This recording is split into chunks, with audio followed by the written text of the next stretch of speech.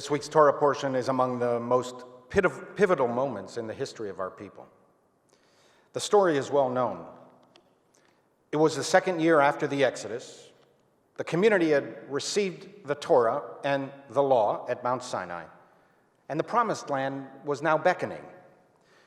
The original plan was to enter the land now, not 4 decades later. And so Moses sent out 12 scouts, the leaders of the tribes, to inspect the land. None of the estimated 2 million Israelites had ever seen the land, including Moses. And Moses wanted to give the people courage, confidence, and strength to seize their destiny. What better incentive, he thought, than to send the leaders of the tribes to report back how beautiful and bountiful, how promising is the Promised Land. After 40 days, the delegation returned. They reported that, indeed, the land was flowing with milk and honey. They showed the fruit of the land that they had schlepped back.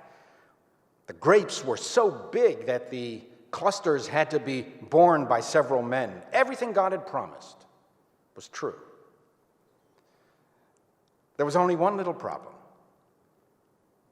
10 of the 12 leaders were adamant. We cannot conquer the people living there. And they unleashed a storm of unsolicited negativity. All the people we saw there are giants. In comparison, we are like grasshoppers. They will crush us. They are stronger than we. 2 of the tribal leaders, Joshua and Caleb, tried their best to persuade the people to push on. But even they, even Moses himself, could not change the people's minds. In response, God decided that no one, save for Joshua and Caleb, would enter the land of Israel. The people would wander for 4 decades and die in the wilderness. Their children would inherit the land. I've long been fascinated by one particular verse. If this passage is the pivotal moment that determined the future of our people in the wilderness, then the pivotal verse of this pivotal moment is surely this. Lama Adonai mevi otanu el haaretz hazot linpol b'cherev, halo tov lanu shuv mitzrayma. All the Israelites railed against Moses and Aaron. Why is God taking us to this land only to fall by the sword? It would be better for us if we were to return to Egypt. And they said one to the other, let us head back to Egypt. Let us head back to Egypt? Are you kidding me? Of all the things they could have said, of all the actions they could have taken, out of the blue, they demand, let us go back to Egypt. Egypt, the house of bondage. Why not say, I don't know, let's just stay out here in the desert where the giants will never find us or threaten us? That's what they could have said. They could have said, we can make a life for ourselves out here. Or they could have said, you know, perhaps we can find a little corner of the Promised Land where there are no giants and we won't feel like grasshoppers. Or they could have said, let's send out another delegation to find another land with less scary inhabitants. Let's return to Egypt. There must be something deeply rooted in the human psyche that yearns to return to where we have already been, especially if the way forward is so uncertain. Great literature is based on this human impulse to go back, the desire to return home. wherever and whatever home was. Odysseus returns to Ithaca. Gulliver finds his way back to England. Dorothy returns to Kansas. Frodo returns to the Shire. All of us daydream about the past, idolizing those good old days, as we conveniently ignore, minimize, or forget the hardships we endured. My high school class of 1977 recently had a grand reunion. All of us reached the age of 60, and we wanted to celebrate our beginnings. It was a beautiful thought. Most of us hadn't seen each other for 42 years. It was easy to speak with fondness, affection, even love for each other and for that time, conveniently forgetting how difficult those teenage years really were for us. We respond to the same impulse collectively as well. We idolize and idealize the past. Even slavery seemed preferable to the Israelites, less scary than continuing the march into the unknown. This innate human need to return to our past, that we remember as our golden age, carefree and gentle in comparison with the harsh uncertainties of the future. This human impulse is so deep that skillful politicians can exploit our nostalgia for dramatic success. Make America great again. Again is the key word. Were the phrase simply "make America great," what a wonderful rallying cry that would be. But this powerful human need to restore what was is so overwhelming. Even if it is a fictionalization of our memories. Paradise Lost and Regained. Once we were great. Let's go back and make America great again. We conveniently forget, minimize, or ignore how difficult were those days, how we struggled against injustice, economic insecurity, disease, poverty. Nostalgia softens the injustice of American slavery. We romanticize the Confederacy. We built monuments to traitors, seditionists, slaveholders, taskmasters who fought against freedom. In the words of Ulysses S. Grant, recalling Robert E. Lee's surrender at Appomattox, one of the worst causes for which a people ever fought, and one for which there was the least excuse. Let's go back to Egypt, cried the Israelites. Think of that. The slavery that they knew was less terrifying than the unknown journey forward. Here is the lesson for our times. To make America great requires moving forward, not backward. Freedom, that soaring principle that the Jews first introduced to the Western world. Freedom for all, including the lowest of human beings, including slaves. Freedom for the slave is manifest only through a never-ending march forward, not backward. America's greatness is in our willingness to move forward. The promised land is not behind us. It is yonder, beyond the horizon. Unlike other religious traditions, Judaism asserts that our golden age is not in the past. For us, the Messiah has not yet arrived. The Messianic era is in front of us. Humanity's task is to evolve, generation after generation to move forward, and to come ever closer to the promised land. And when our generation's time is done, our children continue the march. The journey is long and treacherous and filled with disappointment, insecurity, and uncertainty. It is hard. It takes a long time. But keep the faith, especially you young people. We can get better.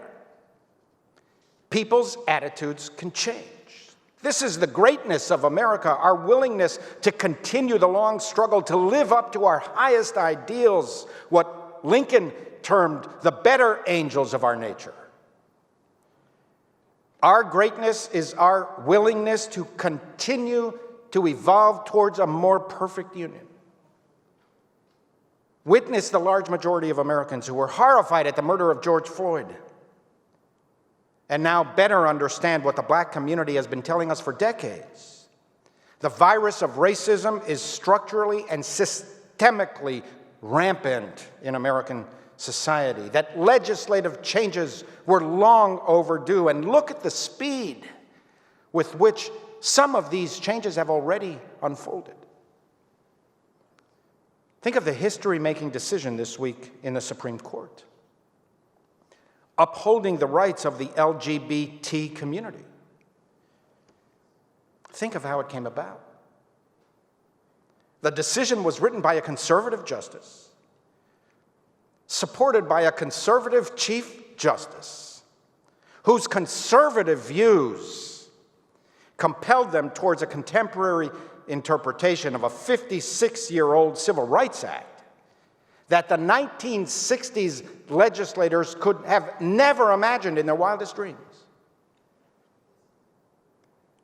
I suppose that you can make the argument that Justice Gorsuch was simply applying his textualism jurisprudence to the text of the civil rights law. But that would be an injustice to a half-century of struggle of the LGBT community, which eventually forced society to accept a new understanding of sex and sexuality, discrimination, and constitutionally protected rights. A judge with Justice Gorsuch's jurisprudence would have never written this decision 50 years ago.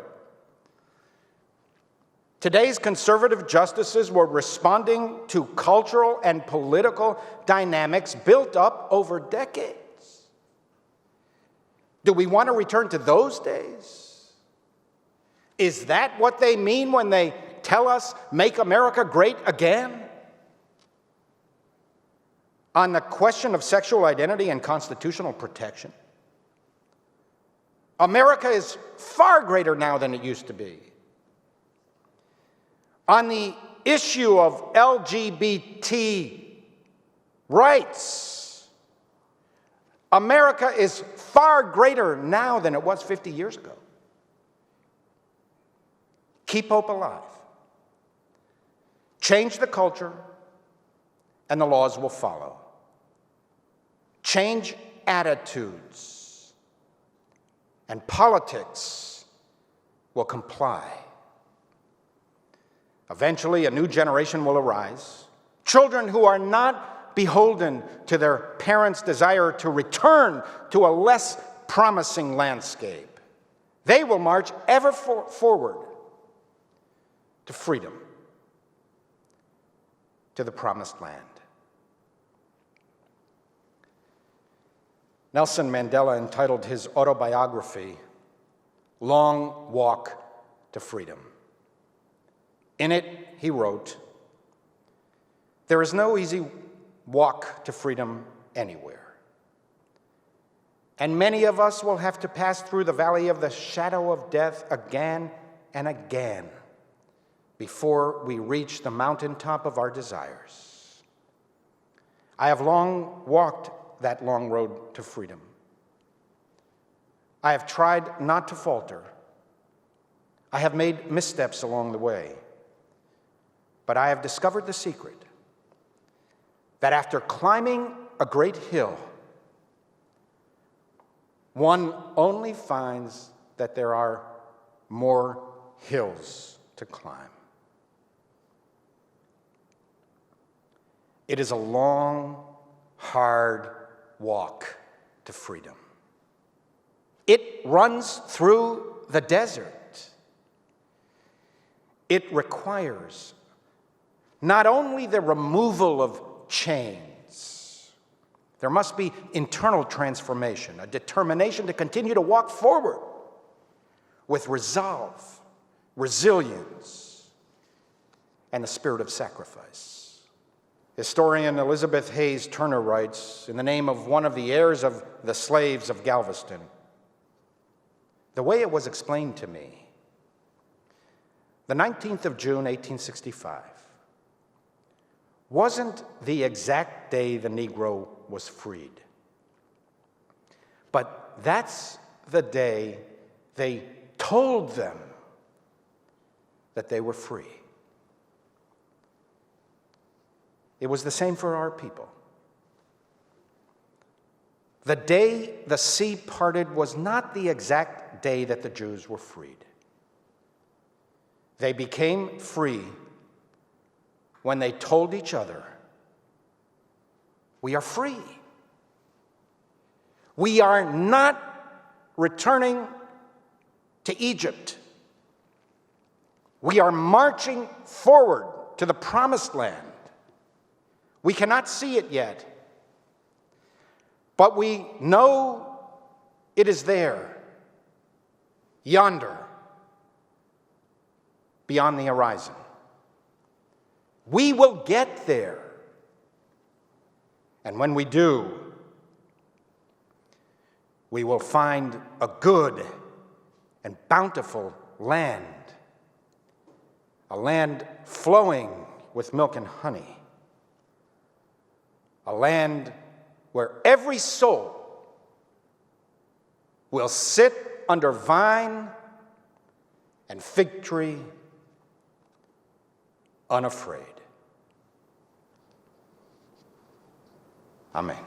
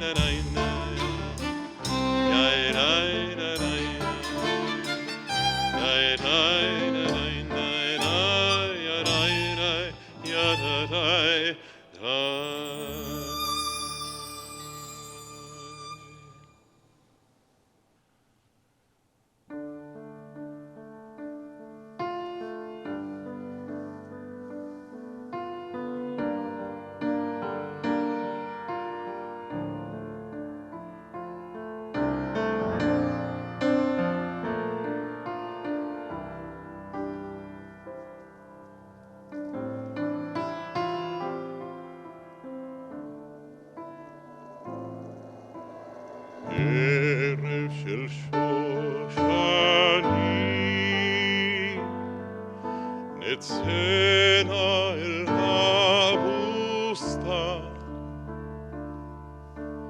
מור בשמי ולבונה, ורגלך מפתח. לילה יורד לאט, ורוח שושן נושבה, אבא אל השלך שיר בנה, זמר של אהבה. יאי רי רי רי רי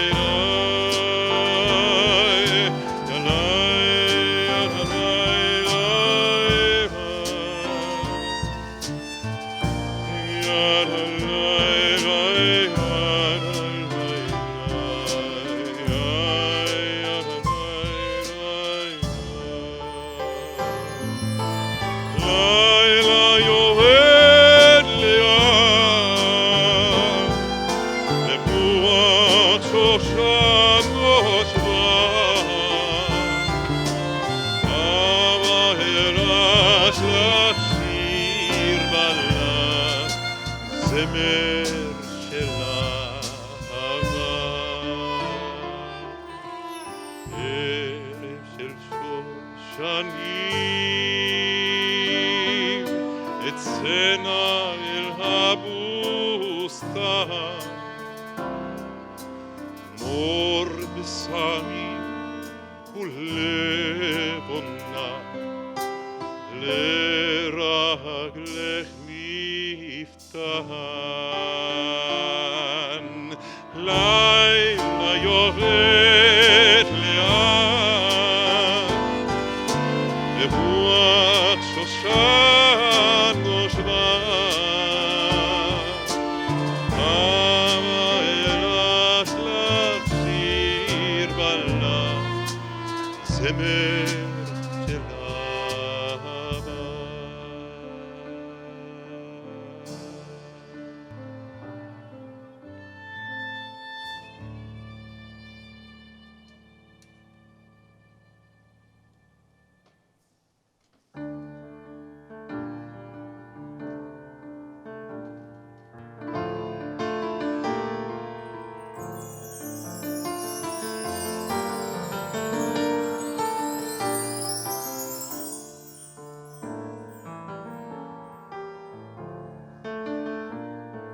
ידיד נפש,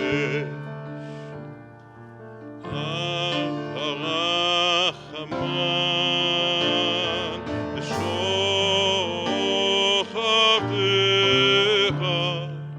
אל רצונך, ירוץ אביך כמו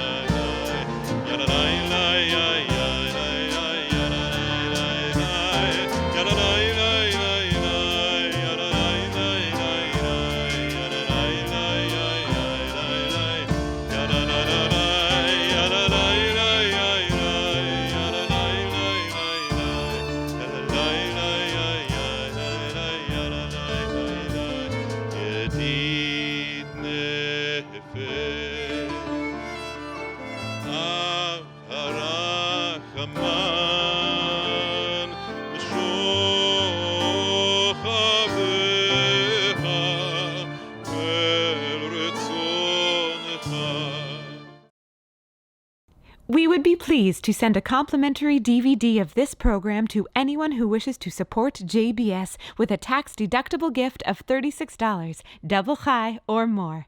Simply visit the JBS website at jbstv.org and click on the Donate button to make a donation by PayPal or your credit card. And please indicate the program for which you would like a DVD. Or you can send your tax-deductible check to JBS, Post Office Box 360, Stamford, Connecticut 06904. Or you can call the JBS Pledge Line at 833-MY-JBS-TV. That's 833-695-2788. And again, please remember to indicate which program you would like to receive with our compliments. We thank you for your kind support.